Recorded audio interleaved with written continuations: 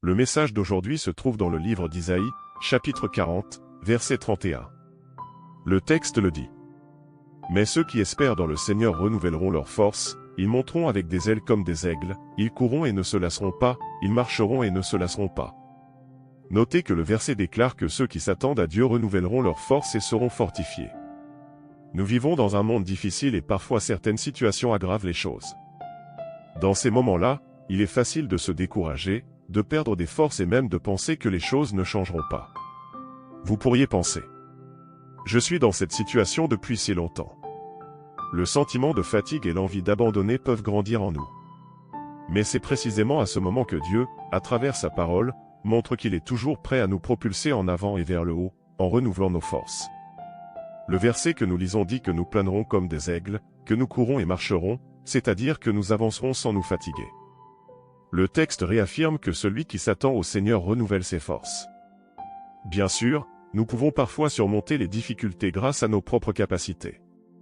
Cependant, ma chère, nous devons reconnaître notre incapacité et vraiment remettre notre situation à Dieu, en canalisant tout notre espoir et toute notre confiance en lui, en détournant le regard de ceux qui n'apportent aucune solution et qui volent notre joie. Parce qu'il y a des choses qui ne peuvent être résolues qu'avec la puissance de Dieu. Croyez-vous ce mot? Parce que lorsque nous croyons à la parole de Dieu, elle renouvelle notre foi, qui commande à nouveau nos actions. La présence de Dieu nous apporte repos, force et paix. En fait, lorsque nous remettons tout entre les mains de Dieu, nous fournissons des conditions et ouvrons la voie à lui et à son Fils Jésus pour qu'il travaille en notre faveur, continuant à nous permettre d'avancer. Ne vous laissez pas décourager. Laissez tout entre les mains de Dieu et attendez la victoire. Laissez la force et la joie qui viennent de Dieu envahir à nouveau votre cœur. N'abandonne pas, chérie. Marchez et affrontez cette période difficile avec le Père éternel et Dieu Tout-Puissant à vos côtés. Dieu le Père et Jésus-Christ son Fils vous aiment beaucoup. N'en doutez jamais. Gardez votre foi et n'oubliez pas le texte que nous lisons, Isaïe, chapitre 40, verset 31, qui dit que ceux qui espèrent en Dieu verront leurs forces renouvelées.